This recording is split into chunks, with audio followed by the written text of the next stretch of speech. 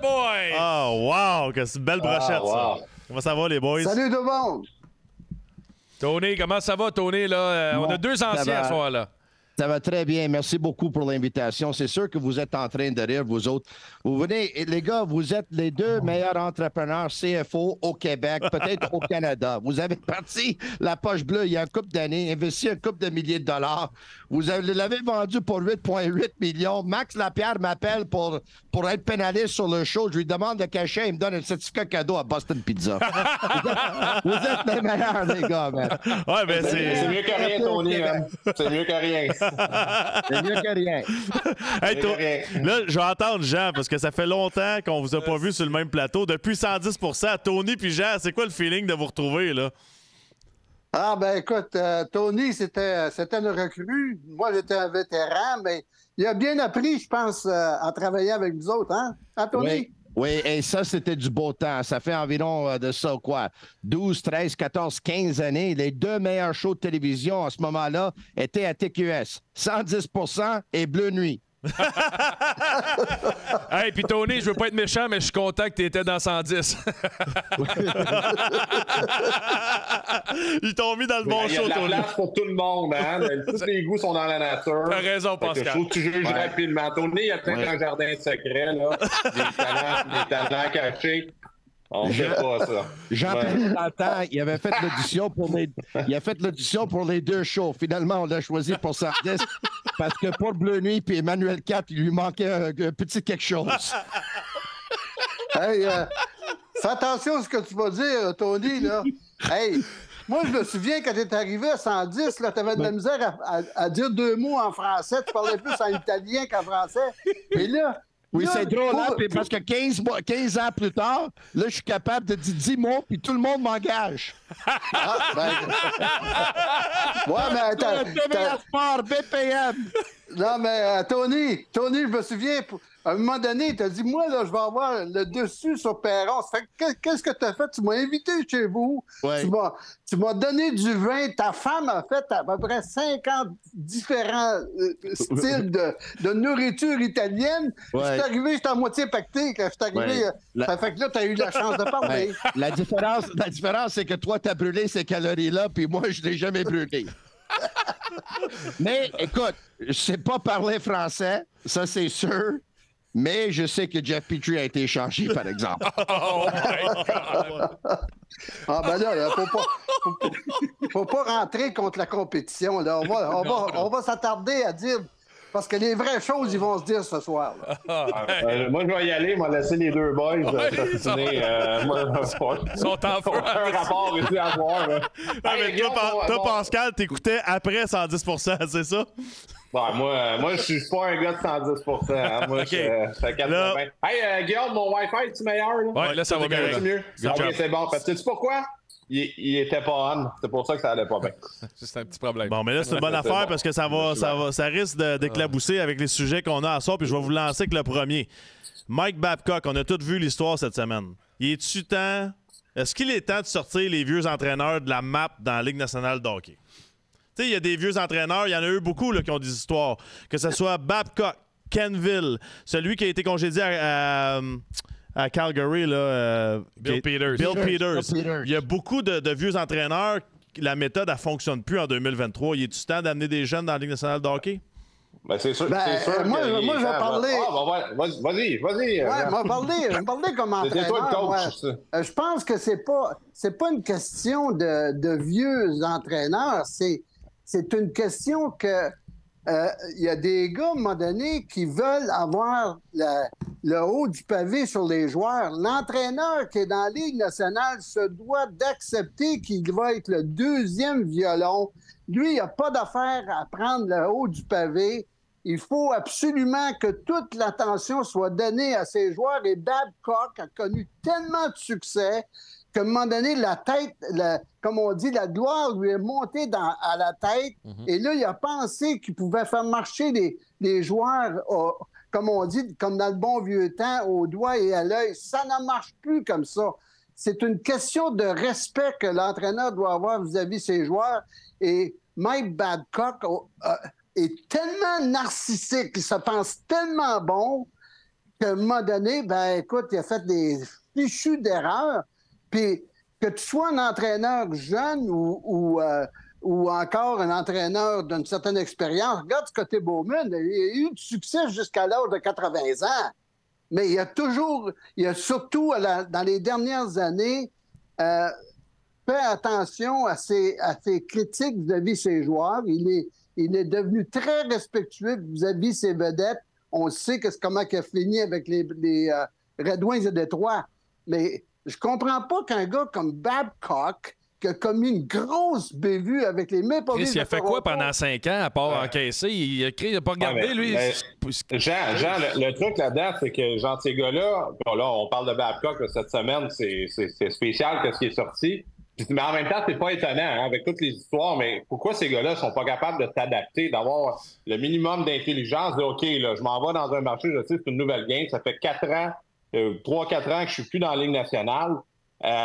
Puis j'ai perdu ma job parce que j'ai mal agi dans le vestiaire des Maple Leafs de Toronto. Puis là, le camp n'est même pas commencé, puis je commence à aller chercher dans les téléphones. À un moment donné, je suis d'accord avec toi, Jean, que c'est un gars qui est très imbu de lui-même, là, puis il y a plein de joueurs qui ont joué sous lui, qui le détestent, puis ils le détestent avec passion. Là, c'est pas juste c'est pas un bon coach, il m'a pas fait jouer. Là. Ils ont des raisons valables parce que c'est tout le temps, ce qui ressort de ça, c'est tout le temps des mind games. Je comprends pas que cette génération de coachs-là, justement, qui réalisent pas qu'ils sont encore chanceux d'avoir pas une deuxième, une troisième, une quatrième, une cinquième, sixième chance quand tu as de bons jeunes coachs qui poussent. Là. Tu sais, Pascal Vincent, là, moi, les gars, vous savez, il était dans le junior quand on jouait. Moi, il m'a coaché Équipe Québec aux Jeux du Canada. Là, ce gars-là, là, ça fait longtemps qu'il aurait dû être oui, ça fait 30 ans. On recycle les dinosaures.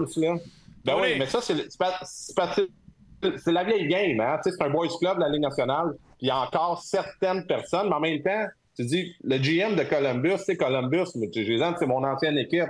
Mais faites vos devoirs. Qu'est-ce que vous faites là? Come on, les boys. Hein? Ah, pas d'allure. Honnêtement, là, c'est ordinaire. Hein? Tony? Les boys, c'est pas les vieux entraîneurs qu'on a plus besoin parce que, comme Jean vient de mentionner, Scotty Bowman, il a célébré ses 90 ans il y a un couple de jours de ça. Lui, là, moi, je suis sûr qu'il serait capable de coacher encore dans la Ligue nationale parce que lui a fait une évolution. Oui. C'est ça qu'il faut faire. Il faut évoluer. Puis lui a évolué avec le temps. Tu sais, il a coaché dans les années 70, dans les années 80, dans les années 90, dans les 2000, dans les 2000. Tu sais, il était capable d'évoluer. Babcock n'a pas été capable. Puis Jean vient de mettre le doigt sur le bobo là, quand il a dit Babcock, la plus pire chose qui pouvait arriver à ce gars-là, c'est qu'il a gagné. Il a gagné un Coupe Stanley, puis il a gagné 2 médailles d'or aux Olympiques. Puis quand il a gagné, lui, il se pensait là, qu'il était le meilleur coach dans l'histoire de la nationale, ces choses-là. Puis honnêtement, on aurait déjà dû savoir, les gars, quand un entraîneur coach Mike Modano, qui a eu une belle carrière qu'il a eue, puis il joue un match contre son ancienne équipe, Minnesota, puis il a besoin de jouer le match, ce dernier match, pour jouer 1500 matchs dans la Ligue nationale, puis tu ne l'habilles pas, puis finit sa carrière avec 1499 matchs, la personne qui fait ça, c'est de la merde. Ah oui, t'as raison. C'est une mauvaise personne. C'est juste une mauvaise personne. Ouais, mais c'est à qui la faute là-dedans, par contre? Parce que là, Pascal, tu parles des dirigeants qui continuent d'engager ces gens-là. Tu as l'entraîneur qui prend des décisions de cave, je m'excuse. Mais moi, là-dedans, je veux pointer du doigt les joueurs. Parce que des gars de 30 ans, de 35 ans, un capitaine comme Boom Jenner, c'est qu'est-ce qu'ils attendent pour se revirer et dire « Hey man, tu toucheras pas à mon téléphone, là. Je m'en fous que tu sois... » Ouais, mais Maxime, écoute, là, Boom Jenner...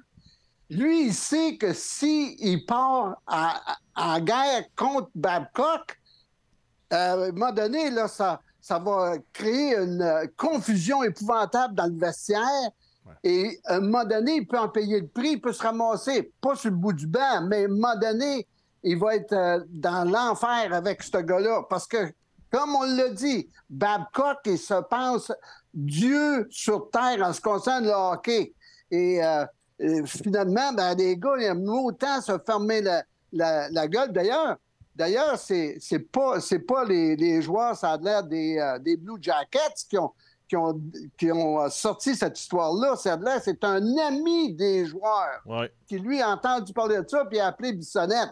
Ça fait que Les joueurs ont encore ce respect vis-à-vis de la hiérarchie. Hey, je peux pas rentrer en guerre comme j'ai de la comme misère. mes boss. J'ai de la misère. Il doit pas. Il doit pas. Il y a juste à glisser un mot à quelqu'un qui va en parler à Bissonnette ou appeler Bissonnette directement. C'est comme ça, les podcasts, là, les gars. Qu'est-ce qu'on est en train de faire avec les podcasts, là? Spitting Chicklets avec Bissonnette, puis votre podcast à vous autres, les poches bleues, là. Les joueurs, maintenant, peuvent vous parler. Vous pouvez laver le linge sale. En direct sur les podcasts. Personne ne va savoir ta source. Puis il y a des gars qui vont payer prix parce que comme Business Day a dit, là, Paul Bissonnette, là, il a tweeté, là, il dit on est un podcast des joueurs. Puis si vous faites la vie dure aux joueurs, votre journée va arriver. Puis c'est arrivé pour Mike Babcock. Je suis d'accord. En même temps aussi, là, les gars, là, c'est que peut-être Babcock, tu sais, veut pas, ces gars-là, c'est des manipulateurs. Hein? Tu sais, quand tu as un peu cette. Réputation justement de jouer des mind games. Puis moi, je peux vous garantir, là, j'ai eu 3 capitaines quand j'ai joué dans la Ligue nationale. J'ai eu Luke Richardson, Adam Foote, puis Daniel Alfredson. Mike Babcock, Dieu, whoever, invente son nom. Il aurait demandé à un de ces 3 gars-là de regarder dans son téléphone, les 3 avec le caractère qu'il avait. Il y avait tous des padgets. Il l'aurait envoyé promener. Mais il l'aurait envoyé promener. Est-ce que Babcock, un peu justement dans sa... a été capable d'avoir une fight en Jenner, peut-être c'est un bon gars, c'est pas grave. Tu sais, des fois, ils sont capables d'évaluer avec aussi, les... ça a l'air, là. Mais tu sais, ces gars-là, tu vois, là, c'est pas... tu vois, moi je trouve que c'est un manque c'est un manque de leadership en bas puis en haut de Babcock, selon moi. Mais tout le monde, je suis d'accord. Ça, je suis d'accord. Tout le monde a un peu manqué là-dessus. Là, en même temps, au moins, la bonne décision, c'est qu'il n'est plus là. Mais qu'est-ce qui est le pire là-dedans? C'est que Babcock, là, la façon comment que... Ça, je suis d'accord avec toi, Jean. Il est tellement narcissique, là. Il dit « je vais me retirer parce que je veux pas être une distraction. » En voulant dire, là, fuck off, là. T'es même pas capable de t'excuser, puis en voulant dire, de réaliser que t'as fait une erreur, que c'est un peu too much. Tu vois, ce genre de personne. Pour moi, j'espère qu'il est barré complètement. Oui, il s'est retiré parce qu'il a été congédié, là. C'est ça. Ils ont dit, tu dis mais là, là, j'aime qu'est-ce que tu as dit, là, mind game. Parce que c'est ça, là. Parce que Mike Babcock, il va beau vouloir te dire, là, que lui, il voulait connaître la famille des joueurs, tout ça. That's bullshit. Il a juste avec les joueurs. Hey, qu'est-ce que t'as fait cet été? T'as été en vacances? Ah oui, où est-ce que t'as été? Ah, moi, j'ai été en Italie. Ah, ouais, moi aussi, j'ai été en Italie. Où est-ce que t'as été? Ah, moi, j'ai été à Rome. Ah oui, t'as-tu aimé ça? Enfin, quand tu demandes le gars de montrer son téléphone, là, c'est parce que tu veux voir les photos qu'il y a dedans, parce que comme ça, tu vas jouer un peu de psychologie avec lui pour dire, hey, cette photo-là, ça veut dire quoi? Puis tu vas voir si jamais il y a quelque chose contre toi ou contre le club ou contre ton équipe. It's bullshit. J'en reviens pas. C'est juste une personne bizarre dans la société si tu fais ça. Tu sais, mettons, moi, je te demande, peux-tu voir tes photos, Jean, dans ton téléphone? Tu vas me dire, il est bien bizarre, lui. Tu sais, il me semble c'est... Moi, quelqu'un me demande, Tony, tu veux voir mes photos de même? Tony... Mais Pascal! Mais moi, je te donnerais mon téléphone, Pascal, parce que dans mon... je veux pas le voir, Tony. Dans mon téléphone, il y a juste des photos de moi. Mais justement, pour ça, je veux pas le voir, ça m'intéresse pas. Hey, moi, Pascal, j'ai une question à poser. Qui étaient tes entraîneurs dans les nationales? Est-ce que ces gars-là jouaient des mind games, comme tu parles? Bon, non, j'ai eu Doug McLean. Doug McLean t'envoyait chier directement, mais il était honnête. Il n'y avait pas de zone grise. Hitchcock, il avait pas vraiment des mind games. Lui aussi, il était pas mal honnête. Tu savais où t'en tenir. Il était intense, mais tu savais où t'en tenir. J'ai eu Gérard Galland, meilleur gars au monde.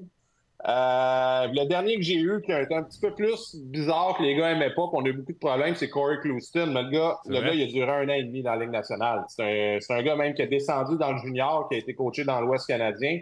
Il a duré 6 mois avec justement les plus jeunes parce qu'il ne parlait pas aux joueurs. Fait qu'il n'y avait aucune communication. Il n'y avait même pas de mind game. Il disait non à tout, puis il s'en allait dans son bureau, puis il était content. C'est comme, oublie ça, mais regarde, il n'a pas duré. Mais les vrais entraîneurs de calibre, moi, j'ai été chanceux, les gars, ils ont été honnêtes. Ils étaient durs, mais ils étaient honnêtes, il n'y avait pas vraiment de mind game. Quand il y avait un problème, tu allais le voir, puis, tu sais, même Hitchcock, là, il était tough, ces joueurs, là. Mais une fois de temps en temps, on l'envoyait chier, Hitchcock. Dans une game, dans une pratique, ça ne dérangeait pas, parce qu'il disait justement, là, j'ai de l'émotion, j'ai de l'énergie. T'sais? Puis Max, tu l'as eu, Hitch. Ouais, je l'ai eu. Puis c'est vrai, là. Ben ouais, quand il commençait, il tapait tous ses nerfs. Il n'y a aucun sens. Mais n'empêche que... Moi, j'ai aimé ces gars-là parce que joue pas, tu savais où t'en tenir.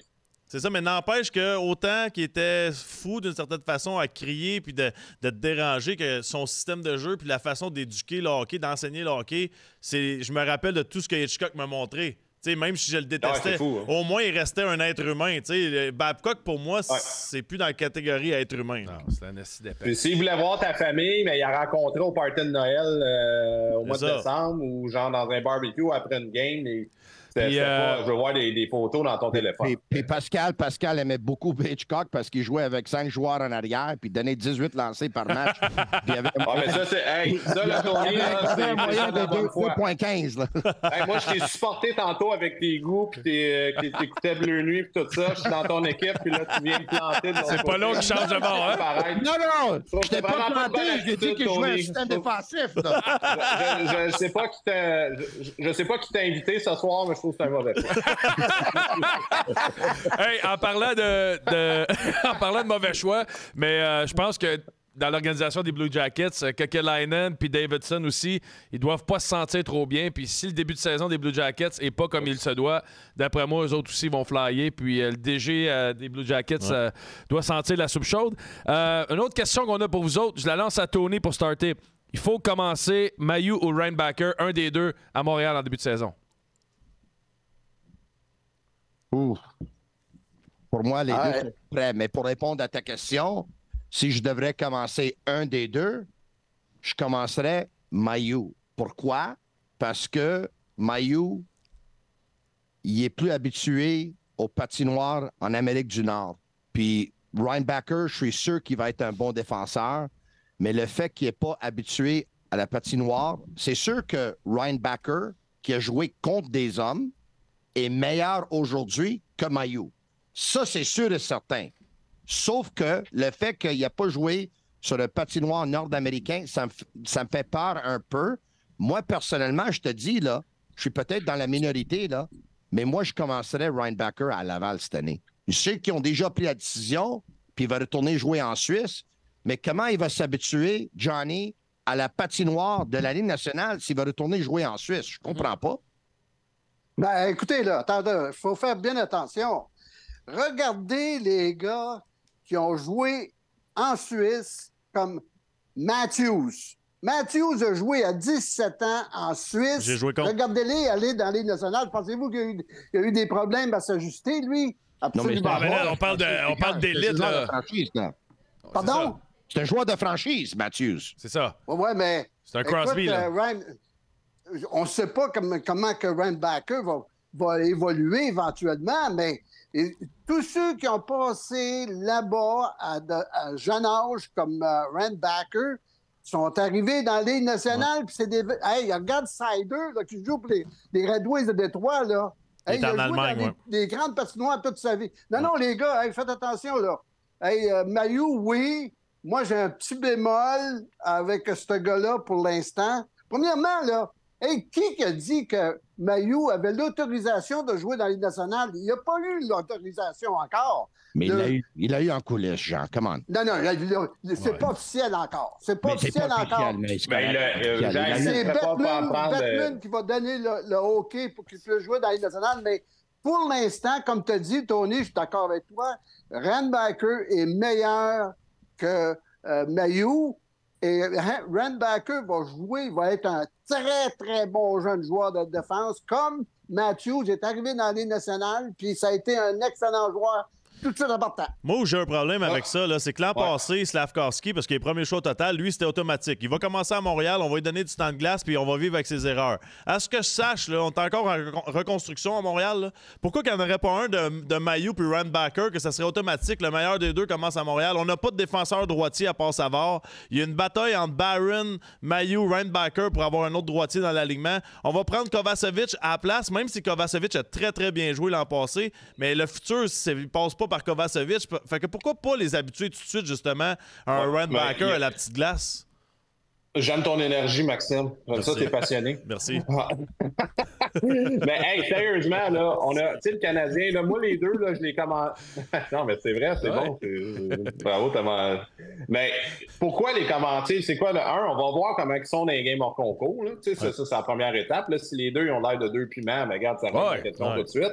Tu sais, Mahieu, il n'a pas joué beaucoup de hockey dernièrement. Là, tu lui demandes, OK, le camp des recrues, pour moi, là, honnêtement, j'ai même pas suivi ce qui s'est passé parce que pour moi, ça veut absolument rien dire. Là, ça commence demain sur la glace avec les pros. Ouais. Puis ça commence beaucoup plus dans une dizaine de jours, quand genre la moitié de la masse, c'est plate, je veux pas manquer de respect pour aucun joueur. 75 gars au camp. Il y a beaucoup de joueurs au camp. Là. Là, il y a du monde à la messe. Là. C'est pas vrai que les 75 vont jouer un jour dans la Ligue nationale. Alors, il faut que tu leur donnes des opportunités de bien jouer. Puis après ça, on a bien de la profondeur. Pourquoi qu'on ne dit pas Ryan Backer? Peut-être parce que là, son contrat, c'est entre la Ligue nationale ou la Suisse. On va peut-être lui donner une coupe de game s'il va bien. Puis Mahieu, pourquoi pas à Laval jusqu'à Noël? Pourquoi il faut leur donner tout de suite? Va jouer 20 minutes, 25 minutes, va apprendre à être un go-to qu'au lieu de jouer genre 10 minutes par game à Montréal. Puis encore, on sera pas... on va être un peu mieux, je pense, sur le Canadien de Montréal. On s'en va dans la bonne direction. Mais il va encore avoir des soirées difficiles. Ouais. Puis on en a quand même des gars qui sont capables de jouer à la défense. Pourquoi tout de suite les pitcher des jeunes? On a... mais si on avait dit ça l'an passé, on n'aurait pas eu Goulet, on n'aurait pas eu Harris, on n'aurait pas eu Jacky, on aurait, tu sais, à quelque part, on a eu des belles surprises. On n'avait pas d'autres l'année passée. En ce moment, admettons, on en a d'autres. On a Kavasovic. Tu sais, ce qu'on je veux dire, c'est comme, on est à la même place un peu, là. On est l'année 1. Guillaume, quand Max dit, là, ils ont fait jouer Slavkovski, j'ai une question pour vous autres, là. Ouais. Est-ce qu'ils ont vraiment pris la bonne décision avec Slavkovski l'année passée? Ben moi, je pense que oui. Moi, je pense que non. Slavkovski n'était pas prêt de jouer l'année nationale l'année passée. Il avait la mauvaise habitude d'avoir toujours la tête par terre parce qu'il était toujours été plus grand et plus fort que tout le monde quand il a joué au hockey. Ben justement, Tony, tu vas le retourner dans une ligue où ce que ça dérange pas qu'il ait la tête basse parce qu'il est plus gros et plus fort que tout le monde anyway. Fait qu'il fallait qu'il l'apprenne en jouant avec des gars plus gros et plus forts. Oui, il s'est fait taguer pas mal, là. Oui. Il n'a pas produit beaucoup, là. Il aurait produit beaucoup plus, Max, à Laval, puis ça lui a donné beaucoup plus d'expérience. Tony, tu as des bons points, mais en même temps, je pense que ça a été bénéfique pour lui d'avoir une saison difficile, parce que sûrement ce jeune-là, tu sais, on s'entend Slavkovski dans le draft cette année, il sort entre 5 et 10, il sort pas premier, deuxième ou troisième, là. Ouais. Tu sais, je pense qu'il a appris beaucoup. Tu vois, déjà, au moins, qu'est-ce que j'aime? Ça a l'air qu'il a perdu du poids. J'ai hâte de le voir cette semaine. J'ai hâte d'entendre s'il a gagné de la vitesse. Tu sais, peut-être c'est comme des fois le wake-up call. Là, quand tu domines toute ta vie, puis là, OK, oh boy, man, là, je me fais brasser. Ça Guillaume, excuse Pascal, mais moi, là, le poids, ça me crisse absolument rien. Puis à Montréal, on a une phobie là-dessus. Puis on parle. Mais il avançait pas. C'est mental. C'est mental. Le kid il était nerveux. Le kid, il stressait sur le système de jeu. Le kid voyait que t'es prêt à le suivre. Ouais. C'est 90% son mental. Moi, ce kid-là, on lui donne des bonnes conditions. On le met à bonne place. Qu'il soit 20 livres, 10 livres de plus, là. Il va être bien plus vite qu'à l'année passée parce qu'ici, il va être prêt à jouer. Moi, c'est juste ça. Il a appris dans cette adversité-là. Là. Mais il avançait pas pareil. Là. Tu peux pas jouer. Tu peux pas avoir 18 ans peser 240 livres. Là. Non. Mais moi, là, vu qu'on a un gardien de but de la Ligue nationale avec nous autres, là, je vais te poser la question, Pascal.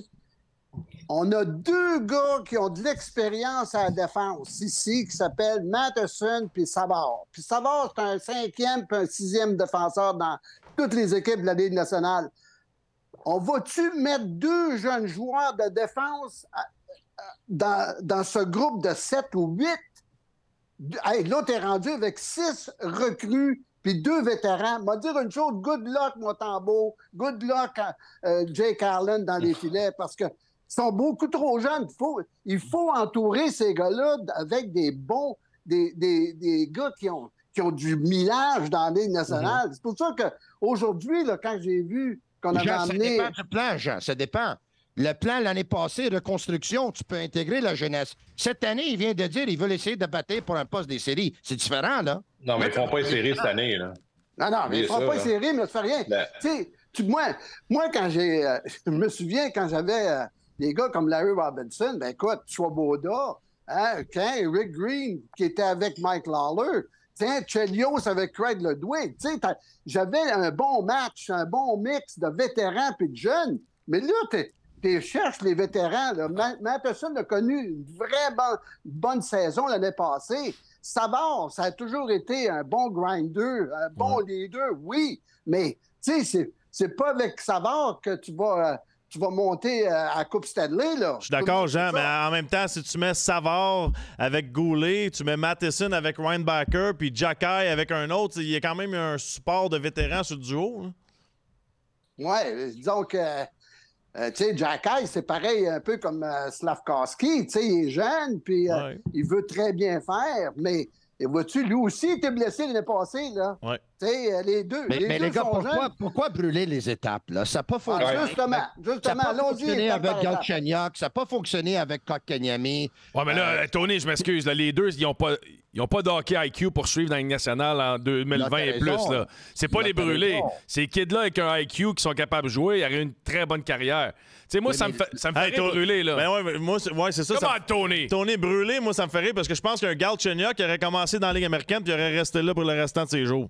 Oui, je comprends, mais les gars, Logan Mailloux... Hey, Maxime est en feu ce soir. Logan Mailloux a raté un an et demi à cause du COVID, OHL. Ça, je suis d'accord avec ça. Dans sa vie personnelle, là. Ouais. On ne saute pas les étapes. Là. Mailloux, je suis d'accord qu'il n'y a pas beaucoup de games. OK, je suis d'accord avec toi, Tony, mais si Logan Mailloux, avec la situation qu'il a vécue, t'aimes-tu mieux qu'il soit entouré par David Savard puis du monde qui ont des familles ou des jeunes de la Ligue américaine que tu sais qui sortent de temps en temps puis que c'est pas le même sérieux que la Ligue nationale de hockey?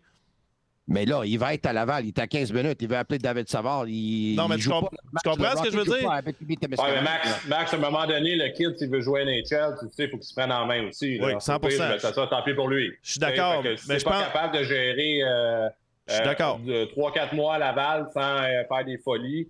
Quand t'as le Kodak d'en face, t'es à 20 minutes du Centre Bell, puis tu vas aller jouer là. Mais là, too bad, kid, on va en prendre un autre. T'sais. Même si t'es bon, mais il va finir comme un gars dans la Ligue américaine, comme il y en a plein qui ont pris de mauvaises décisions. Ben, moi, j'ai plus potentiel extraordinaire, mais tu sais, Max, pourquoi ils sont tous jeunes, là. Ils ont commencé jusqu'à Noël, là, on va voir. Puis après ça, ils sont meilleurs que Barron. Ben, on les montre, let's go, là. Je suis d'accord. C'est juste que je trouve. À l'interne, mais c'est bon. Ce qui mérite, Pascal, là, c'est que je trouve qu'à Montréal, on parle toujours qu'on brûle nos jeunes, puis je trouve que c'est pas vrai, parce que les autres équipes de la Ligue nationale de hockey, souvent, ils donnent des chances aux jeunes, puis à Montréal, on n'a pas rentré tant que ça des jeunes dans l'organisation. On parle toujours de Kotkaniemi puis Galchenyuk, mais étaient-tu si bons que ça, ces joueurs-là, pour rentrer? C'est une autre mentalité aussi. Là. C'est pas la même organisation. Je pense qu'avec les gars en place... Mais on dirait qu'on a la mentalité des... ils n'ont pas le choix. On a la mentalité du début des années 2000 où ce que les jeunes, il faut que ça aille dans la Ligue américaine. C'est une ligue de jeunes. Alors, regarde l'âge dans la ligue. Là. Chris, ça a baissé au bout. Là. Des gars qui rentrent à 18, 19. Regarde les Oilers, regarde ces clubs-là. Ils donnent le club aux jeunes. C'est un peu ça. On gagnera pas dans les prochains 3-5 ans à Montréal. Chris, qu'on les mette à Montréal, qu'il y ait de l'adversité puis qu'ils grandissent tous ensemble, qu'il y ait un esprit de corps. T'aimes-tu mieux que, genre, Mailloux joue 22 minutes à Laval, genre, jusqu'à Noël, ou quand si t'es capable d'y en donner 17... Si t'es capable d'y en donner 17 à 20 ici. Non, 22 à Laval, Pascal. 22 à Laval, Pascal. Moi, je pense 22 à Laval, puis ça, mettons, il domine à Noël, ben... Anyway, l'important, là, tu sais, vous regardez le big picture, là, tous ces gars-là, il faut qu'ils deviennent des assets pour le Canadien. Après ça, ils prendront leurs décisions. Puis ils sont tous bons, là, mais justement, peut-être que tu peux utiliser un Harris pour aller te chercher un... T'auras pas le choix, Harris. Guy, j'ai c'est ce que je veux dire, genre, à un moment donné, là, je pense que tous ces gars-là vont devenir bons. Il devrait en avoir au moins une couple qui vont devenir des vraiment bons défenseurs. Puis c'est comme ça que tu avances comme organisation. Après ça, ben, le nom dans le dos, on s'en fout un peu. L'important, c'est qu'ils finissent avec 4-5 bons défenseurs pour justement te donner une shot justement de compétitionner, d'aller chercher le gros trophée dans 4-5 ans quand les Caulfield et Suzuki vont être dans leur prime, puis ils vont être capables de jouer sur 180 pieds. C'est là que ça va être important. Là, c'est comme on est encore brouillon, là. T'sais, on n'est pas reconstruction, mais on n'est pas contender non plus, là. On est dans l'eau internationale un peu. Là. Le plan de Gorton puis de Hughes est excellent à l'heure actuelle. Je suis un peu déçu de voir dans les filets là, qu'on ne sait pas trop où qu'on s'en va. Mais dans l'ensemble, au niveau des défenseurs, on a des joueurs d'avenir extraordinaires avec les défenseurs, des jeunes défenseurs qu'on a là. Ça, c'est incroyable. Au niveau de la ligne de centre, là, si Suzuki continue de progresser, si Monahan est en santé, il y a des points d'interrogation dans la ligne de centre au niveau des attaquants. Mais dans l'ensemble, je pense qu'on bâtit cette équipe-là de la bonne façon. Ouais. On est patient. Oui, mais... Et, Des jeunes vont prendre le glace. Johnny, on parle des jeunes, là, mais moi, je persiste, je signe puis je persiste. Quand un jeune y est prêt, OK. Mais les jeunes des Canadiens de Montréal, là, ils sont pas prêts encore. Là. Tu sais, l'année passée, là, Farrell a fait un match. Là, tout le monde parlait de lui comme ça. Il était un vedeur, il était tout un talent, tout ça. Il n'y a aucune passion puis aucun désir en ce moment, aucune haine de jouer. Il n'est pas prêt à payer le prix. Je pense que quand on est à Montréal, là, on s'excite souvent quand on voit des jeunes. Là.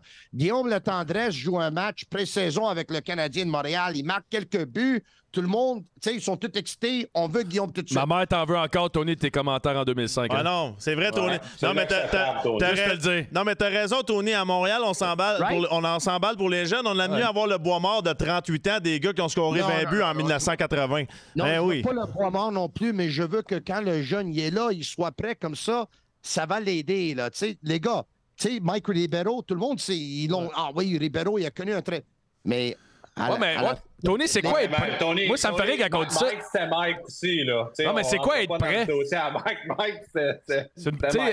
C'est quoi être prêt, Tony? Pour moi, Parce qu'un kid là, qui est prêt, il va te jouer 25 bons matchs, 20 matchs moyens, 10-15 mauvais. Il va être dans les estrades. À cet âge-là, là, jusqu'à 3-4 ans dans la ligue, là, il y a une inconstance chez tous les joueurs. C'est normal, à part les super vedettes. Ça, c'est sûr. Fait que comment est-ce qu'on peut dire, lui, il est prêt parce qu'il a un bon camp d'entraînement? Parce que pour moi, là, s'il est capable de jouer et il suit les rythmes, Chris, qu'on le mette sur la glace? Ben, je comprends. Pour moi, être prêt, c'est jouer dans une ligue inférieure puis être dominant. Donc, si tu t'en vas à la Ligue américaine puis dans ton rôle, dans ta chaise, tu domines, là, t'es prêt. Je suis pas d'accord avec toi, Tony. Parce qu'il va s'en aller dans la chaise à Laval sur le powerplay quand il jouera pas sur le powerplay à Montréal. C'est comme moi. Moi, tu m'avais mis dans la Ligue américaine. Si j'ai un gars, si j'ai pas de passeur autour de moi, là, je marque pas de but. Moi, j'ai besoin d'un gars qui me feed le puck, comme à Vlad, comme la... Non, c'est une joke. Mais comme j'ai besoin de ça. Max Pacioretty a déjà dit il préférait être dans les top 2 trios à Laval qu'à être sur le 4e trio avec le Canadien. Oui, ben c'est ça, c'est une attitude de loser. Parce que c'était son rôle aussi. Mais si on met un gars à Laval à jouer premier trio 25 minutes, puis il s'en vient à Montréal, puis sa job, tu comprends? Faut le mettre dans le rôle qu'il va être. On est-tu vraiment à 6 mois près? C'est comme... Mais ça c'est quoi le rush? Je comprends ce que tu dis, Guillaume, que oui, si les gars sont capables, tout ça, mais est où la panique? Il faut vraiment les faire jouer tout de suite. Ben, Pascal. Non, mais attends, laisse-moi deux secondes.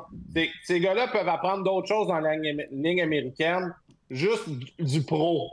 Oublie, là, les gars qui sont bons vont être capables de faire des passes, vont être capables, quand ils vont rentrer, les gars talentueux vont s'adapter. Ça, j'ai aucun problème, je suis d'accord avec vous. Vous savez, vous avez été des bons joueurs. La game, c'est la game. Mais juste d'apprendre à vivre, genre à se faire à manger, à faire l'autobus, de jouer des 2 en 2, jouer des 3 en 3 dans la Ligue américaine, de comment se préparer, comment recover, les tentations, sont dans une ville, tout comment gérer ça, puis vivre un peu une couple de mois, faire ses erreurs à travers ça. Je pense que si ces gars-là vivent ça, c'est mon opinion, là, je dis pas que j'ai raison, mais puis après ça, ils font le saut. Je pense qu'ils vont être mieux préparés pour la ville de Montréal, parce que vous le savez, les gars, vous êtes jeunes. Quand les jeunes rentrent à Montréal, vous êtes des dieux. Vous pouvez faire ce que vous voulez, avoir le drink, manger gratuit. Vous êtes des rockstars. Oui, mais je suis d'accord avec toi. On était des no-names. Oui, mais je dis pas que c'est pas bon. Vivre ça, je pense que ça peut être bénéfique. Je dis pas que c'est pas bon d'aller dans la Ligue américaine. C'est pas ça que je dis. C'est que je veux pas qu'on ferme la porte que si tu joues bien dans le camp d'entraînement, c'est tout de suite dans la Ligue nationale. C'est ça, je veux dire, qui donne les games de début de saison. Parce que l'année passée, on aurait commencé... Mais après ça, t'as des contrats. Oui, mais l'année passée... Oui, je sais, mais l'année passée, on aurait mis Goulet, Jacky, puis tout le monde dans la Ligue américaine. Goulet est capable de jouer dans la Ligue nationale. Tu l'aurais pas su si tu l'aurais pas fait jouer là. Ah, mais il n'y en avait pas d'autres. Non, mais c'est ça, mais il n'y en a pas plus d'autres cette année. Ils ont fait la job quand ils l'auraient donné, mais il n'y en avait pas d'autres au début. Pascal, j'aimerais ajouter quelque chose si je peux, parce que là, tu viens de parler de Montréal des tentations. Une des choses que Montréal ne fait pas assez souvent à mon goût, c'est de prendre un jeune joueur puis le faire vivre avec un de ses coéquipiers ou avec la famille à Montréal. Ouais, c'est bon, ça. Il y en a des joueurs... Avec Byron? Maillot avec Byron, c'était fantastique. Ouais. Josh Georges a été excellent pour Brendan Gallagher. Ouais, d'accord. Il y en a quelques exemples. Mais malheureusement, là, Carey Price, les gars, il aurait eu besoin de quelqu'un, là. Puis Cole Caulfield, à un moment donné, l'an passé, commençait à scorer des buts, puis ça commençait à être vraiment un rockstar à Montréal, mais il est allé vivre avec un famille à Westmount, là, à un moment donné, là. Puis ça lui a fait du bien, ça. Pour moi, c'est très, très important. Puis Montréal, je te dis pas qu'ils devraient obliger certains de leurs jeunes joueurs de le faire, mais je vais le dire, ce serait bien de les obliger. Ouais, je suis d'accord, mais En tout cas, en même temps. moi, les gars, là, je vais vous dire une chose parce que je l'ai vécu. Moi, j'avais 9 recrues dans mon alignement. Et si j'avais pas eu des leaders comme Robinson, Gainey, Walter, Smith, pour encadrer ces jeunes-là qui avaient énormément de talent, là. Hey, Claude Lemieux, ça avait du talent. On l'a envoyé dans les américaines. Fait que si le Canadien, à l'heure actuelle, a du bon leadership, moi, je ne connais pas les leaders dans cette équipe-là. C'est qui les vrais leaders de ces gars-là pour pouvoir leur parler dans la chambre? C'est bien beau avoir Barron qui garde Mailloux. Je suis bien d'accord avec ça. Mais si c'était Crosby, par exemple, là, c'est pas pareil. Ouais. Lui, il est dans la chambre à tous les jours, puis ils sont ensemble sur la route. Les gars parlent un gars comme Patrick Roy, par exemple, il disait comment il avait appris d'être avec un gars comme Guy Lafleur lorsqu'il voyageait, et ainsi de suite. Puis vous autres, les gars, Guillaume, vous l'avez connu. Oui, mais là, il ne faut pas oublier l'encadrement aujourd'hui.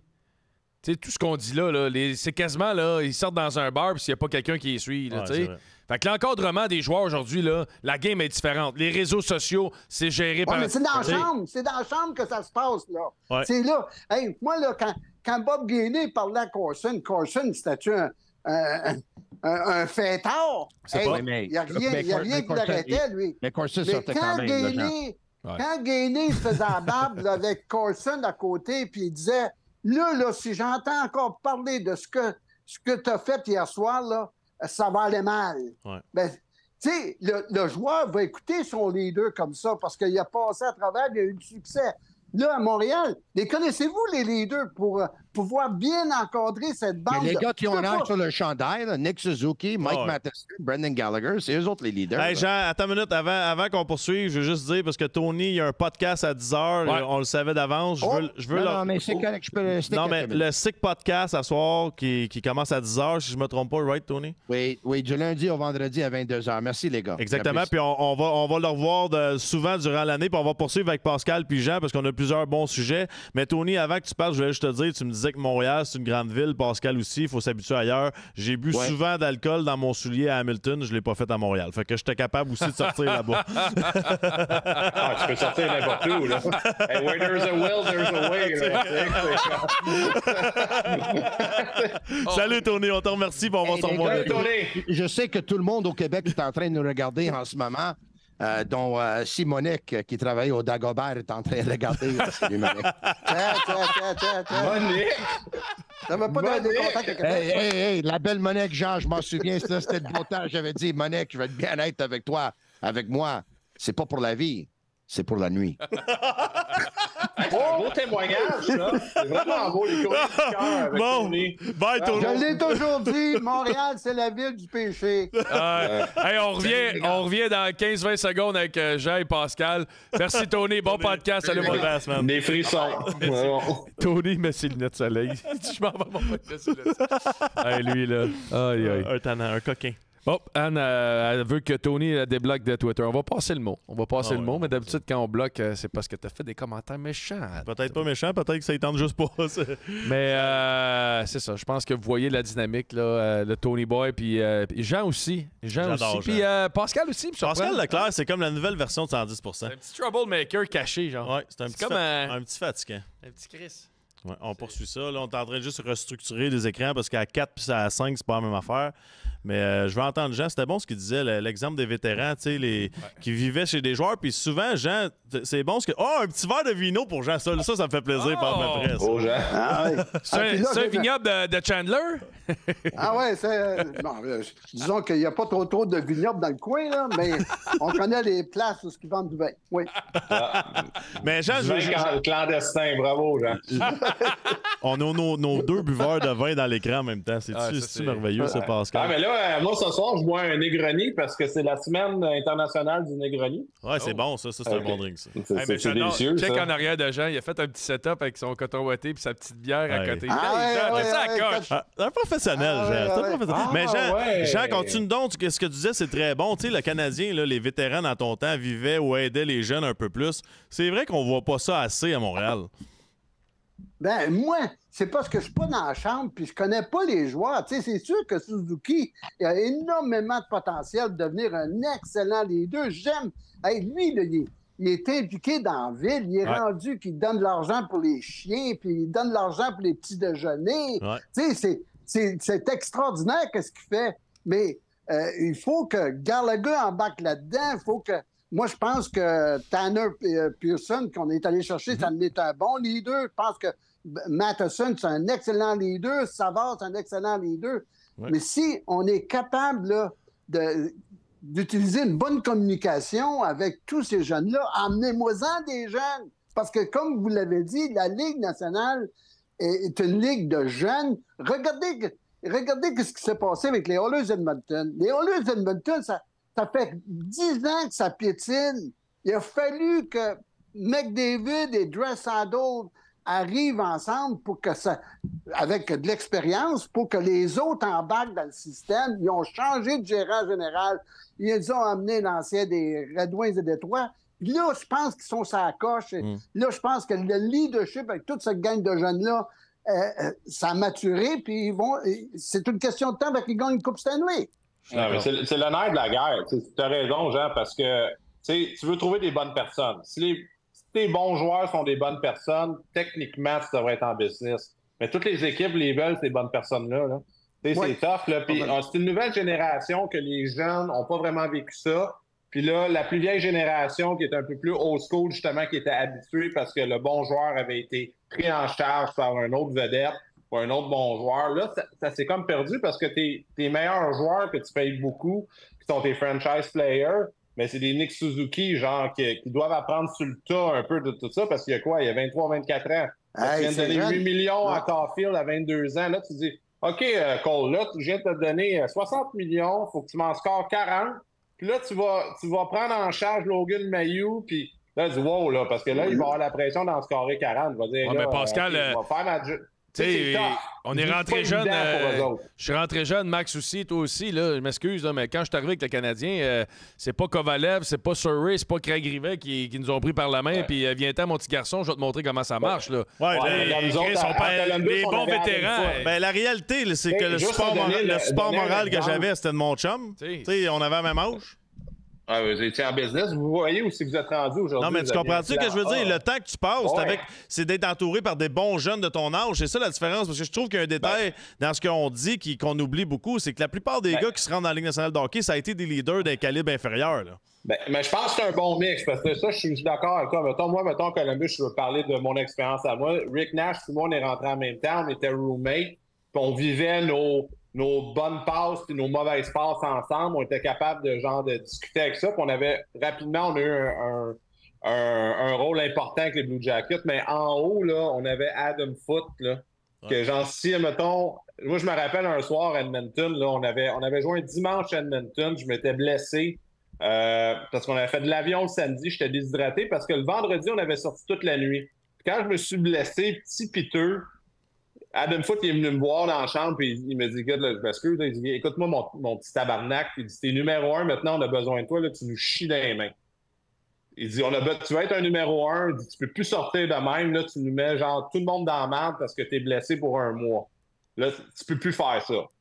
Des fois, quand tu as un message, moi, ça m'a marqué, vois-tu, je vous en parle à soir, 15 ans plus tard. Il t'avait pas dit d'enlever ta boucle d'oreille dans le temps? Bon, je l'avais, mais c'est pas grave, ça. Mais... Jean aussi l'avait. Jean Perron a une boucle d'oreille dans le nombril, je pense. C'est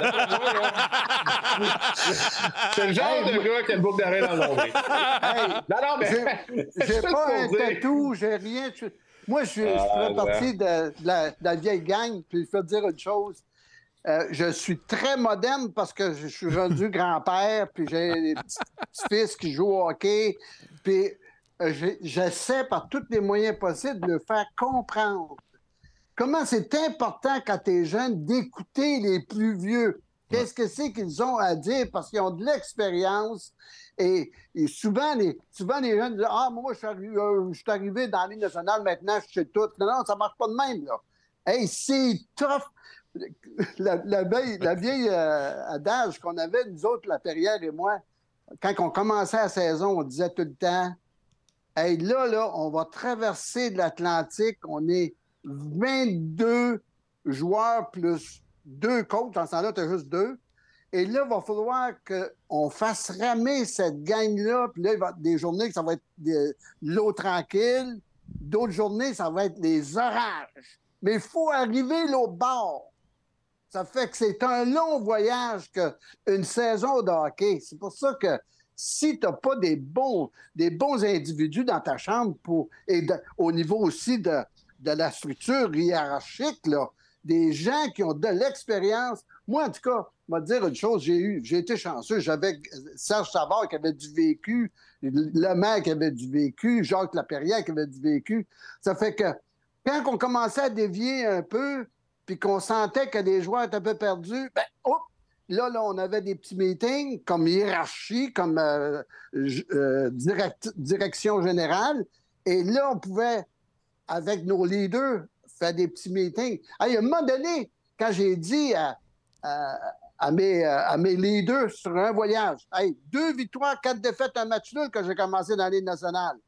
Là, j'ai dit, on va faire un meeting avant de commencer le voyage de 5 matchs sur la route. J'ai amené tous mes leaders dans ma suite et j'ai dit, les gars, moi, là, voici l'équipe que Serge Savard m'a donnée. Il y a 9 recrues là-dedans. Puis si je suis congédié, il va y avoir encore 9 recrues. C'est les joueurs que Serge m'a donnés. Les gars, j'ai besoin de votre aide. Ben là, Bob Gainey dit, écoudons, c'est pas une garderie ici, là. J'ai dit, c'est pas une question. Ces gars-là, ils ont un petit peu de gêne à l'endroit de vous autres. Ils ont peur de votre réaction. Prenez-les sur votre aile, les gars, puis aidez-les à devenir des meilleurs professionnels. Bob Gainey survit vis-à-vis Larry Robinson. Il dit « Hey, Larry, on est-tu le coach? » Larry il dit « Certainement. » Tout le monde, les vétérans, là, ont pris un jeune, comme Walter a pris Richer, puis Smith a pris, je pense que c'était Claude Lemieux à ce moment-là. Walter, en tout cas, on va dire une chose, Larry a pris Swoboda. Ça fait que on a parti là, sur le voyage, on a gagné 4 victoires en 5. Et à partir de ce moment-là, c'était pas un fleuve tranquille, remarquez bien. Non. Mais au moins, les leaders ont réalisé comment c'était important de communiquer avec ces jeunes-là, parce que les jeunes avaient peur de la réaction. Mais tu sais, Jean, à Montréal aussi, il ne faut pas oublier une chose, c'est que c'est peut-être un peu différent des autres marchés, mais on a d'autres leaders qui sont Martin Saint-Louis, Stéphane Robida puis Alex Burrows. Ça, il ne faut pas négliger ça, parce que ça fait pas longtemps qu'ils ont arrêté de jouer. Puis pour moi, en tout cas, de ce que je vois dans les médias et de ce qu'on connaît de lui, Martin Saint-Louis, il fait un peu partie de la gang aussi là, pour aider ces jeunes-là. Ah, mais c'est sûr. Puis, Martin, c'est un king. Là. Il veut pas tous les gars le connaissent. Il a tout fait. Là. Moi, j'ai eu la chance de jouer avec Martin Saint-Louis au championnat du monde. Là. C'est une prestance, le gars. Là. On s'amuse des fois, là, quand il parle aux médias, là, il essaie de rendre un méthode de transmettre son message pour mettre ça simple pour les gens. Là. Mais ce gars-là, là, c'est un whiz, puis il est drivé, là, c'est un winner. Là. Il a gagné partout. Savez-vous l'atout que Martin Saint-Louis a? C'est que le gars qui commence dans la Ligue nationale puis qui commence à se questionner, puis pourquoi je ne joue pas sur le premier trio à la place du deuxième ou du troisième. Martin Saint-Louis est parti de rien. Il n'a même pas fait le midget 3A à Montréal. Le midget 3 devait être fort, Jean, là, s'il ne l'a pas fait. Là, il est allé à l'Université du Vermont. Après ça, il s'en va repêcher par les Flames de Calgary. Ils ne font même pas jouer. Ce gars-là, il est obligé, à force de travail et de détermination, d'ouvrir des portes qui étaient toujours un petit peu juste entrouvertes. C'est pour ça qu'il n'y a pas un joueur qui va commencer à contester Martin Saint-Louis. Ce gars-là, c'est un self-made man. Ça, c'est vrai. T'as raison, Jean, là-dessus. C'est vrai. Puis je pense à la nouvelle tendance, pareil, Ligue nationale, que les coachs soient proches des gars, puis qu'ils prennent contrôle du vestiaire, puis la façon de le véhiculer, puis justement, tout ce qu'on vient de dire là. Qu'est-ce que t'en penses? Je suis 100% d'accord. Puis Jean, je pense que c'est le point de la soirée pour conclure ça. On va finir c'est l'étoile du match? Non, c'est l'étoile du match, Jean, parce que non, mais t'as raison, parce que je connais pas beaucoup, puis Jean, t'as connu plus de monde que moi. Peut-être que j'ai tort, mais je connais pas une autre personne qui a été un gars de 4e trio, de 3e trio, un Hall of Famer, un coach qui est parti de Bantam à la Ligue nationale. Tu sais, tout son sac d'outils. Je connais pas d'autres mondes qui ont ça. C'est incroyable. C'est pour ça que tout le monde a de l'admiration pour un gars comme ça. Moi, écoute, j'étais sceptique là, quand le Canadien a engagé Martin Saint-Louis, qui n'avait aucune expérience comme coach. Mais c'est un gars super intelligent qui a une façon de voir la game qui est vraiment moderne, là. J'ai hâte de voir quand les attentes vont monter, puis ça va dimanche, on a un podcast, puis ça va faire partie des questions. Les attentes, comment est-ce qu'on va gérer les attentes du côté du Canadien, puis qu'on va les affronter, tu sais, de dire on apprend, c'est beau, c'est fin. Chris, à un moment donné, il va falloir qu'on avance là-dessus. Dimanche, on va parler de ça. Les boys, merci d'être venus à la taverne ce soir. Je pense qu'on a eu bien du fun encore. C'est incroyable. Les deux buveurs de vin ont donné toute une prestation ce soir. Dimanche, on va boire du vin. Jean, il est exceptionnel. Écoutez, les gars, non, j'ai réussi à... merci des compliments, là, mais partout ce que j'ai passé, j'ai essayé de... Un peu comme Scotty Bowman. J'ai fini ma carrière en Israël, imaginez-vous. Ça fait que... tout ça pour ça, Jean, hein? Tout ça pour ça. Bravo. Mais il reste que... C'est pour ça que, tu sais, qu'à un moment donné, quand je parle de leader, le leader d'Amérique du Nord, le leader de l'autre bord de l'océan, c'est pas tout à fait pareil. Là. Ils n'ont pas la même conception du leadership. La Ligue nationale de hockey, c'est spécial. Pas pour rien que c'est la meilleure ligue de hockey au monde. T'as raison. Good job, Jean. Good job, Pascal, aussi. Thank you, les boys. La recrue a bien fait ça ce soir. Non, mais ça paraît que Jean a pris Pascal sous son aile ce soir. Ça paraît. Pascal, tu déménages ça à Gaspésie? Tu déménages ça à Gaspésie, Pascal? Il s'en va vivre chez Jean. Jean, il est en Gaspésie? Oui. Ah non, c'est loin, Jean, là, la Gaspésie. Bon. Jean, il est parti. Salut. Jean est parti. Salut, Pascal. Salut, Jean. Merci, Tony, aussi d'être venu. Jean, il a dit « That's enough ».